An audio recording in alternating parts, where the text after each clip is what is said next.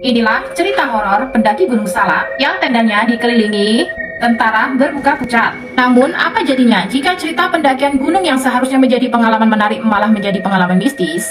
Seperti halnya cerita pendakian gunung yang satu ini yang terjadi pada tahun 2007 lalu. Gunung Salak ini letaknya berada di perbatasan Kabupaten Sukabumi dan Kabupaten Bogor, Jawa Barat. Di tengah-tengah pendakian, salah satu pendaki tersebut melihat ada sesosok bayangan hitam yang melambaikan tangan ke arahnya. Untuk memastikan sosok apakah itu, ia pun langsung bertanya kepada salah satu seorang temannya yang paling dekat dengannya. Apakah dia juga melihat sosok bayangan hitam tersebut? Temannya itu mengatakan bahwa dirinya tidak melihat sosok apapun dari arah yang ditunjukkan oleh pendaki tersebut.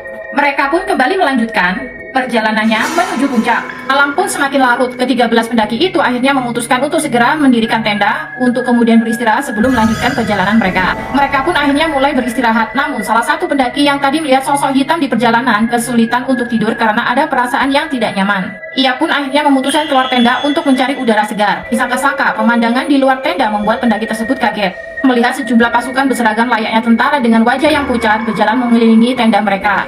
Selain melihat pasukan berseragam, ia pun melihat seekor macan di antara barisan tentara tersebut yang menatap tajam ke arahnya. Beberapa waktu kemudian, ia kemudian mendengar ada lantunan ayat-ayat doa yang berasal dari bukit-bukit di atas mereka.